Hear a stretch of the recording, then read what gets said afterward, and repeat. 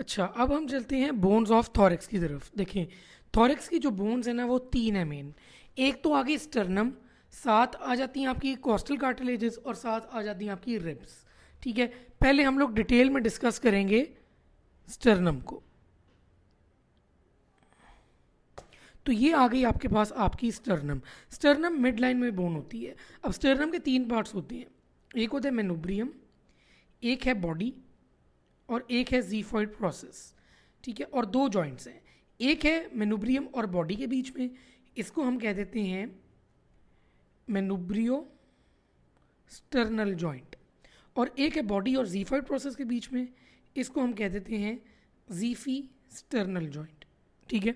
अच्छा, अब जो इंपॉर्टेंट बात है वो क्या है इसमें, ठीक है, कि अब जो मेनुब्रियम है उसके ऊपर दो फेसेट्स हैं। एक तो फेसेट ये ऊपर वाला है, ये होता है फेसेट क्लेविगल के लिए, और एक साइड वाला फेसेट है, ये फेसेट होता है फॉर फर्स्ट कॉस्टल कार्टिलेज, मतलब कि फर्स्ट रिब यहाँ से आएगी अल्टीमेटली। ठीक है, फिर एक फेसेट आ जाता है जो कि मेनुब्रियो स्टर्नल जॉइंट पे होता है, ये वाला फेसेट। ठीक है, और यहाँ से निकल रही है आपकी सेकेंड कॉस्टल कार्टिलेज जो सेकेंड रिब होगी। उसके बाद फिर यहाँ से आपकी रिब्स सारी निकलेंगी। ठीक है, कॉस्टल कार्टिलेजेस निकलेंगी जिससे आगे रिब्स जुड़ेंगी। ठीक है, और ये फिर आगे आपका जीफी स्टर्नल जॉइंट। ये तो होगी आपकी एक जनरल आउटले जो स्टर्नम का है। अब स्टर्नम में आपने याद क्या चीज़ रखनी है, जो मेनुब्रियो स्टर्नल जॉइंट है ना ये वाला, इसके कुछ लैंडमार्क्स हैं जो बहुत इंपॉर्टेंट है, जो आपको पता होने चाहिए। एक तो ये है कि ये है एंगल ऑफ लुई। ठीक है, जब आप फील करते हो ये, ठीक है, तो इसी के बेस पे आप सरफेस मार्किंग करते हो, एंगल ऑफ लुई। इसके बिल्कुल साथ है सेकंड कॉस्टल कार्टिलेज, ये आप देख सकते हैं, या सेकंड रिब जो है वो इसके साथ कोइंसाइड कर रही है। ठीक है। अच्छा, अगली चीज़ जो इसमें याद रखनी है कि इसका लेवल क्या है, इसका लेवल है T4। ठीक है, यही लेवल है बाइफर्केशन ऑफ ट्रेकिया, यही लेवल है जहाँ से डिसेंडिंग थोरेसिक एओटा शुरू होती है, और यही वो लेवल है जो कि एक डिमार्केशन है between the superior and inferior mediastinum. अब ये जितनी मैंने चीज़ें लिखी है ना, ठीक है, ये सारी किसी ना किसी तरीके से पूछी जा चुकी हैं। ठीक है, तो मेनुब्रियो स्टर्नल जॉइंट है वो एंगल ऑफ लुई है। ठीक है, उसी पे second costal cartilage second rib जुड़ती है, T4 उसका लेवल होता है, बाइफर्केशन ऑफ ट्रेकिया यहाँ पे होती है। ठीक है, डिसेंडिंग थोरेसिक एओर्टा यहाँ से शुरू होती है। ठीक है, बिटवीन ये डिमार्केशन है between the superior and inferior mediastinum. बहुत इंपॉर्टेंट बातें हैं, ये आपको अच्छी तरह पता होनी चाहिए। एक और बात जो स्टर्नम के बारे में आपको पता होनी चाहिए वो क्या है, कि ये जो आपकी बॉडी है ना स्टर्नम की, ठीक है, ये बहुत इंपॉर्टेंट है। किस लिए, कि इसके अंदर होता है red haematopoietic bone marrow, red bone marrow या रेड हेमेटोपोइटिक बोन मैरो, मतलब कि ये एक ऐसी जगह है जहाँ पे थ्रू आउट लाइफ, ठीक है, हेमेटोपोइसिस होती रहती है थ्रू आउट लाइफ, यहाँ पे ब्लड सेल्स बनते रहेंगे। तो अगर कोई पूछता है कि बोन मैरो की बायोप्सी आपने कहाँ से लेनी है, तो ये थोड़ी सी विजुअल मेमोरी में शायद आपके रह जाए। ठीक है, ये सिरेंज है, बोन मैरो की बायोप्सी आपने from the body of the sternum लेनी होती है। ठीक है, तो ये बहुत इंपॉर्टेंट है। तो ये हो गया आपका स्टर्नम। बहुत इंपॉर्टेंट चीज़ें हैं जो इस स्लाइड पे हैं, ये इसको आपको अच्छे तरीके से याद होनी चाहिए। अगर आपको ये चीज़ें याद हैं तो स्टर्नम का आपका एमसीक्यू कोई गलत नहीं होगा। अब हम चलते हैं रिब्स की तरफ। देखिए, अब रिब्स जो हैं आपके सामने, ये रिब केज है पूरा। अब रिब्स के पहले में बारे में सबसे पहली चीज़ आपको पता होनी चाहिए ना, वो ये है कि रिब्स के होते हैं 12 पेयर्स, 12 पेयर्स होते हैं। मतलब कि टोटल हो गई आपके पास कितनी रिब्स, 24 रिब्स। ठीक है, अब रिब्स की 3 टाइप्स होती हैं। ठीक है, कौन कौन सी, आपके सामने है true ribs, false ribs and floating ribs. 3 types हैं। ट्रू रिब्स जो हैं, ठीक है, ये होती हैं ऊपर वाली अपर 7 पेयर्स,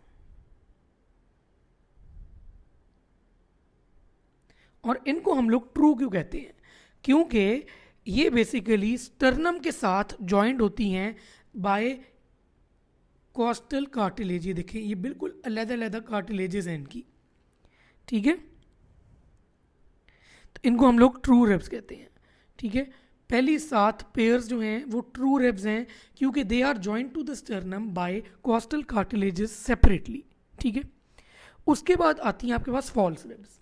फॉल्स रिब्स जो हैं उसमें इंपॉर्टेंट है कि जो फॉल्स रिब्स हैं आपकी वो हैं 8, 9 एंड 10। कभी कभी फ्लोटिंग रिब्स को भी फॉल्स रिब्स में कंसिडर कर लेते हैं, ठीक है। तो आप ये भी कह सकते हैं 8, 9, 10, 11, 12 फॉल्स रिब्स हैं और उसमें से जो नीचे वाली 2 हैं वो फ्लोटिंग रिब्स हैं। तो लेकिन जो 8, 9 और 10 जो रिब्स होती हैं ना, ठीक है, जो कि 8th, 9th और 10th पेयर है, ठीक है, इसमें जो इंपॉर्टेंट चीज़ है वो ये है कि ये जॉइंट होती हैं with each other via costal cartilage, एक दूसरे से जुड़े हुए हैं, ठीक है, स्टर्नम के साथ डायरेक्टली नहीं जुड़े हुए, ठीक है। ये आप देख सकते हैं 8th, 9th और 10th ये इकट्ठे जुड़े हुए हैं बाय कॉस्टल कार्टिलेज, जो कि फिर बाद में जाके स्टर्नम से जुड़ा हुआ है, वो भी ऊपर वाली रिब के साथ मिलके कॉस्टल कार्टिलेज के, ठीक है। तो 8, 9, 10 जो है वो फॉल्स रिब्स है, बहुत इंपॉर्टेंट है ये, ठीक है। और फ्लोटिंग रिब्स आपके पास आ जाती हैं बेसिकली 11th एंड 12th। ये फ्लोटिंग रिब्स हैं, इनकी बेसिकली एंटीरियर स्टर्नम के साथ अटैचमेंट नहीं है, ये सिर्फ पीछे थोरेसिक वर्टिब्रा के साथ जुड़ी हुई है, ठीक है। तो ये बहुत इंपॉर्टेंट है, इसकी कोई इंटीरियर अटैचमेंट नहीं है फ्लोटिंग रिब्स की। तो ये तो पहले रिब्स का कॉन्सेप्ट हो गया कि आपके पास 12 पेयर हैं, 24 रिब्स हैं, नंबर ऊपर वाली 7 जो हैं वो ट्रू रिब्स हैं क्योंकि उनकी डायरेक्ट स्टर्नल अटैचमेंट है। जो 8th, 9th, 10th, 11th, 12th है उनको फॉल्स कहते हैं। जो लास्ट वाली 2 हैं वो फ्लोटिंग है। जो ऊपर वाली 3 है मतलब कि 8th, 9th और 10th, ठीक है, वो कॉस्टल कार्टिलेज के साथ आपस में जुड़ के फिर स्टर्नम के साथ जुड़ी होती हैं, ठीक है, इसलिए इनको फॉल्स रिब कहते हैं। अच्छा, अब हम चलते हैं थोड़ा सा आगे। अब रिब भी मैंने आपको बताया है कि रिब्स जो हैं, ठीक है, एक तो मैंने आपको ये डिवीजन बताई है ना, ठीक है, ट्रू फॉल्स, ठीक है, फॉल्स में फ्लोटिंग भी है, एक तो ये डिवीजन है। अब एक और डिवीजन भी है रिब्स की, वो कौन सी है? वो डिवीजन है आपकी टिपिकल और एटिपिकल वाली, ठीक है। टिपिकल रिब जो है ना, मतलब कि जो एक टिपिकल रिब है जिसका हम स्ट्रक्चर स्टडी करते हैं, ठीक है, बोनी स्ट्रक्चर हम स्टडी करते हैं, तो टिपिकल रिब जो है उसके 5 पार्ट्स होते हैं। कौन कौन से? देखिए, एक तो होता है आपकी रिब का हेड, ठीक है। हेड जो है उसके 2 फेसेट्स होते हैं, ये देखिए 2 फेसेट्स हैं। एक जो है वो ऊपर वाले वर्टिब्री के साथ जुड़ा हुआ है और एक नीचे वाले वर्टिब्री के साथ जुड़ा हुआ है। हेड के 2 फेसेट्स हैं, ऊपर वाले वर्टिब्री के साथ और नीचे वाले वर्टिब्री के साथ, ठीक है। हेड के बाद आ जाती है नेक ऑफ द रिब, ठीक है, ये नेक ऑफ द रिब है। और फिर एक आ जाता है इसका tubercle. Tubercle of the rib जो है वो जो नीचे वाला वर्टिब्री है, ठीक है, उसके जो आपका ट्रांसवर्स प्रोसेस होता है ना, उसके साथ ये जॉइंट बना रहा होता है, ठीक है। Tubercle of the rib with transverse process, head of the rib with the 2 facets that are present on the vertebral bodies, ठीक है। तो ये तो हो गया हेड, नेक एंड टुबर्कल। फिर आता है एंगल ऑफ द रिब, ये जहाँ से मुड़ रही है रिब, इसने घूम के आगे की तरफ आना है ना, तो जहाँ से मुड़ रही है ये एंगल है। अब जो एमसीक्यू पूछा जाता है ना इसके बारे में वो ये है कि most common fractured area of the rib कहाँ पे है, तो वो है angle of the rib. Multiple times पूछा गया कि most common fractured area rib का कौन सा है, वो एंगल ऑफ द रिब है। फिर शेफ्ट आ जाती है। शेफ्ट के अंदर एक चीज़ आपने याद रखनी है, जब क्रॉस सेक्शन देखते हो तो नीचे कॉस्टल ग्रूव है, ठीक है। इसकी डिटेल मैं आपको इंटरकॉस्टल स्पेस में बताऊंगा, लेकिन कॉस्टल ग्रूव के अंदर आपका न्यूरोवेस्कुलर बंडल होता है। वेन, आर्टरी और नर्व जो है वो ऊपर से नीचे क्या कहते हैं रन कर रही होती है इसमें, ठीक है। सबसे नीचे होती है नर्व, ठीक है। तो कॉस्टल ग्रूव होता है रिब के नीचे की तरफ, मतलब कि इंटरकॉस्टल स्पेस के ऊपर की तरफ। ये मैं डिटेल आपको आगे जाके बताता हूँ, ठीक है। और आगे आके रिब जो है, ठीक है, वो जुड़ जाती है विद द कॉस्टल कार्टिलेज, ठीक है, और वो आगे स्टर्नम से जुड़ गई, ठीक है।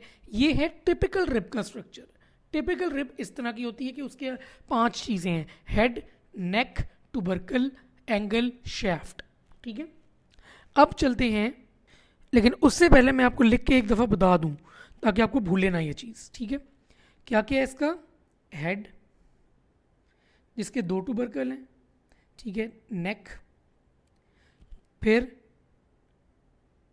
दो फेसेट्स हैं सॉरी, फिर आता है ट्यूबरकल, फिर आ जाता है आपके पास एंगल, और फिर आ जाती है शैफ्ट जिसके अंदर है आपका कॉस्टल ग्रूव, ठीक है। ये मोस्ट कॉमन फ्रैक्चर्ड एरिया है, तो ये आपकी आगे टिपिकल रिब, ठीक है। अब ए टिपिकल रिब पे चलते हैं।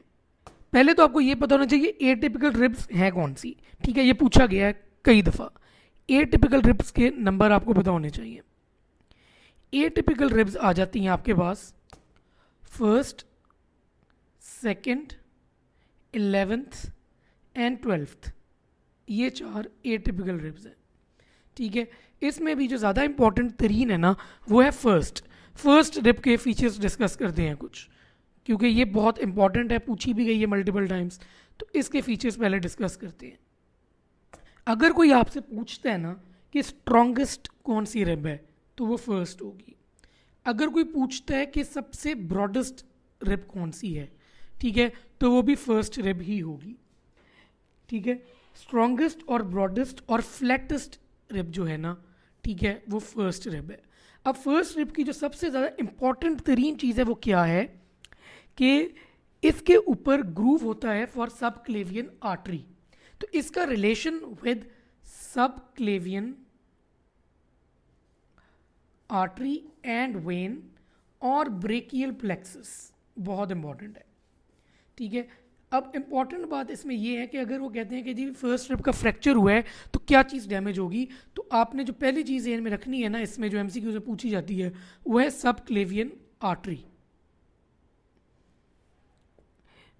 मतलब कि एक तो इसकी जो इंपॉर्टेंट चीज़ है वो ये कि स्ट्रॉन्गेस्ट है, ब्रॉडेस्ट है, फ्लैटेस्ट है, सब क्लेवियन आर्टरी और वेन के साथ इसका रिलेशन है, ब्रेकियल प्लेक्सस का रिलेशन है, ठीक है। सब क्लेवियन का ग्रूव इसमें बहुत इंपॉर्टेंट है, ठीक है। इसके ऊपर स्केलेनस एंटीरियर की अटैचमेंट होती है जो एक मसल है, ठीक है। एक और बहुत इंपॉर्टेंट चीज़ है कि देखिए नॉर्मली मैंने आपको बताया कि रिब्स के ऊपर 2 फेसेट्स होते हैं, ये देखिए, ये मैंने आपको बताया था ना 2 फेसेट्स होते हैं हेड पे, ठीक है। इसके ऊपर एक फेसेट होता है for T1 only, for T1 only, ठीक है। तो फर्स्ट रिब में ये चीज़ें फ़र्क हैं जो पूछी गई हैं। वो एक ये पूछा गया है कि ये स्ट्रॉन्गेस्ट है, ब्रॉडेस्ट है, फ्लैटेस्ट है, एक ये भी पूछा गया कि मोस्ट कर्व्ड यही है, ठीक है। और साथ ही साथ सब क्लेवियन आर्टरी का पूछा गया कि अगर फर्स्ट रिब डैमेज होती है तो क्या चीज़ डैमेज होगी, वो है सब क्लेवियन आर्टरी, ठीक है। बाकी जो चीज़ आपको पता होना चाहिए वो है 11th और 12th रिब के बारे में। अच्छा, एक तो याद जो चीज़ रखनी है ना वो ये है कि बेसिकली अब ये दोनों फ्लोटिंग रिब्स थी, ठीक है, ये तो आपको याद है, ठीक है।